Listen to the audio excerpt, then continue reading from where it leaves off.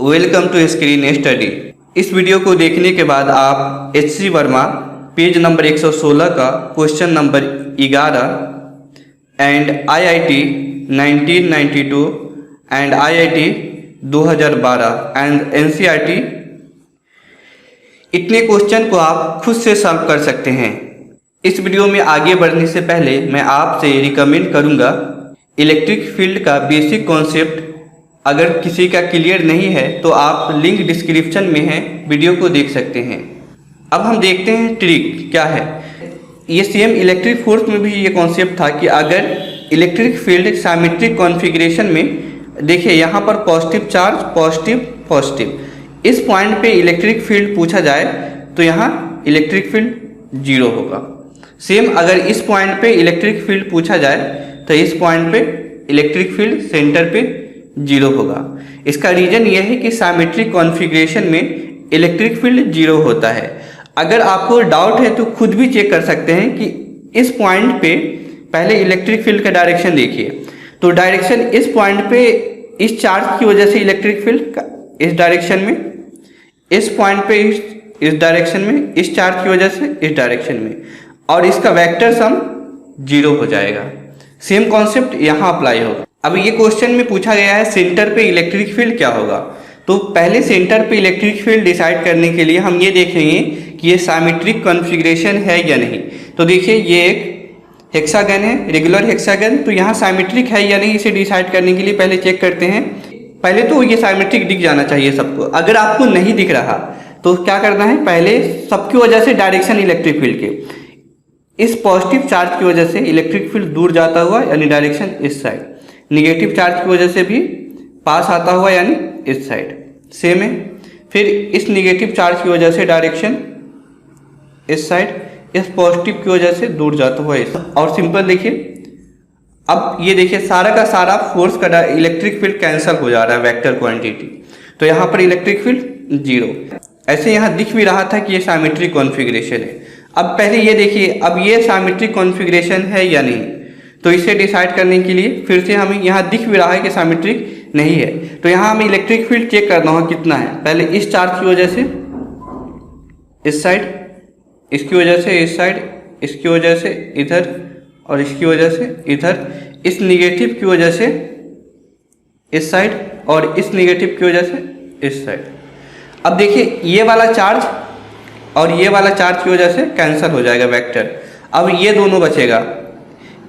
अब इस दोनों की वजह से इलेक्ट्रिक फील्ड का जो नेट इलेक्ट्रिक फील्ड यहाँ पे आएगा, तो यहाँ पर हम कह देते हैं ये इसकी वजह से E और इसकी वजह से ये, तो यहाँ 2E और इसकी वजह से भी 2E। अब जिसने फोर्स वाला वीडियो देखा है उसे पता है कि रिजल्टेंट कैसे लेते हैं ऐसे केस में। इसका रिजल्टेंट जैसे फोर्स में होता था 2F cos थीटा, ठीक इसी तरह यहाँ 2 और यहाँ इलेक्ट्रिक फोर्स का वैल्यू बराबर है यानी फिर 2E और इंटू कॉस थीटा कॉस, और रेगुलर हेक्सागन है तो एक साइड का एंगल 30 हो जाएगा तो 30, और E का वैल्यू तो आप निकाल ही सकते हैं। E का वैल्यू होगा KQ/R²। तो ऐसे क्वेश्चन करने हैं इस साइड के। पहले हमें चेक करना है सिमेट्रिक है या नहीं, और जब भी डाउट हो तो क्या करेंगे, हम डायरेक्शन चेक कर लेंगे उस पॉइंट पे सारे चार्ज की वजह से, तो हमें क्लियरली दिख जाएगा। अब ये क्वेश्चन काफ़ी ज़्यादा इंपॉर्टेंट है, ये कॉन्सेप्ट इवन एच.सी. वर्मा में भी इस पर एक क्वेश्चन है। पहले देखते हैं सॉल्व कैसे करते हैं। इसमें क्या गिवन है कि सारे साइड पे चार्ज गिवन है और एक साइड को छोड़ दिया गया है, यहाँ पे कोई चार्ज नहीं है। अब पूछा गया है कि इस चार्ज में इस सिस्टम की वजह से इस सेंटर पे इलेक्ट्रिक फील्ड क्या होगा। देखिए ऐसे क्वेश्चन को सॉल्व करने के लिए आप अगर सोच रहे हैं कि इसका डायरेक्शन ले लेके एक एक करके सॉल्व करेंगे तो बहुत ही ज़्यादा लेंथी कैलकुलेशन के अंदर आप ट्रैप में फंसेंगे। तो इस तरह के क्वेश्चन को सॉल्व करने के लिए पहले हम करते हैं कि अब यहाँ पर तो कोई चार्ज नहीं है। इस तरह के क्वेश्चन को सॉल्व करने के लिए यहाँ पर तो कोई चार्ज नहीं है, तो हम यहाँ मानेंगे कि हम ये मान सकते हैं कि यहाँ पर चार्ज एक पर प्लस Q और माइनस Q, क्योंकि हमें पता है दोनों का सम तो 0 हो जाएगा। तो यहाँ पर 0 चार्ज है तो अभी भी यहाँ 0 है, एक बार प्लस है एक बार माइनस Q।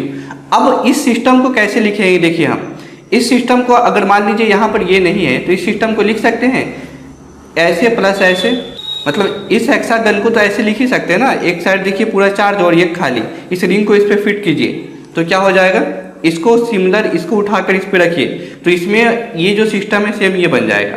अब देखिए, अब यहाँ दिमाग लगाते हैं, ये प्लस क्यू चार्ज को यहाँ पर रख देंगे और माइनस क्यू चार्ज को यहाँ रख देंगे, क्योंकि एक ही सिस्टम का पार्ट है दोनों।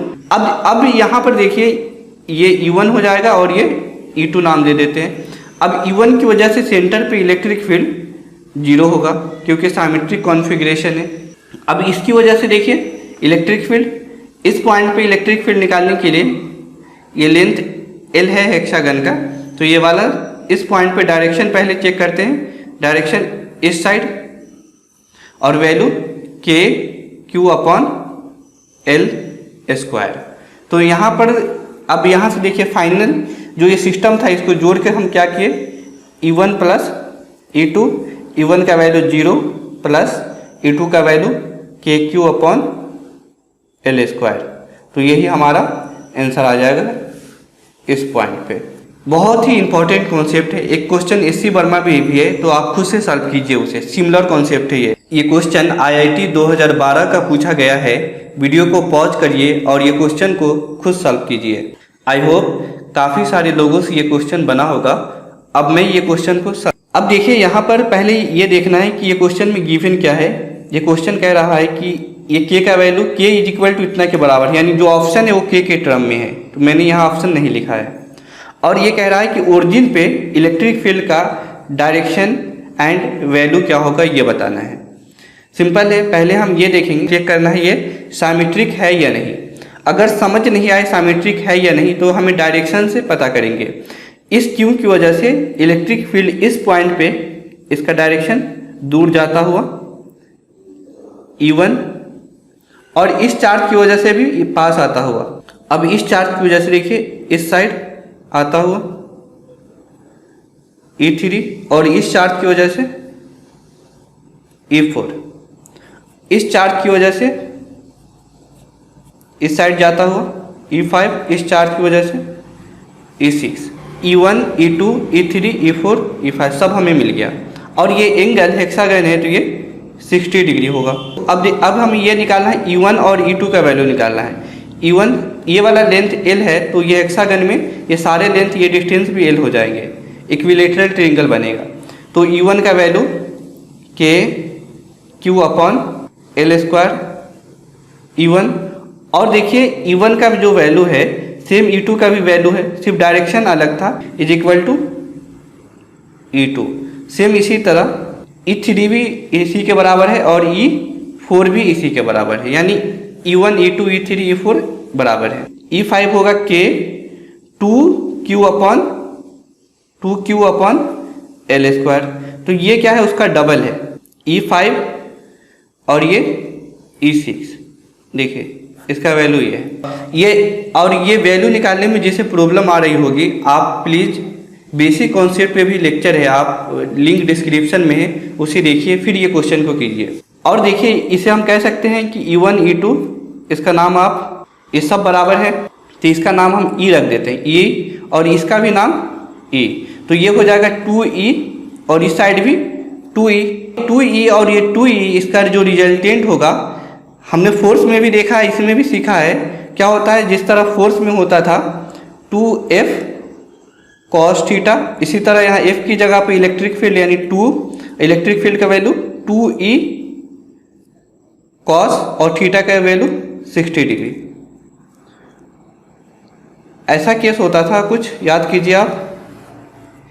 ये वाला एंगल थीटा होता था, ये E होता था, ये होता था, तो यहाँ हम लिखते थे 2E cos थीटा। सेम इसी तरह का केस अभी यहाँ बना, 60 डिग्री से ये वाला 2 खत्म तो यहाँ हुआ 2E, तो ये 2E निकल के आया।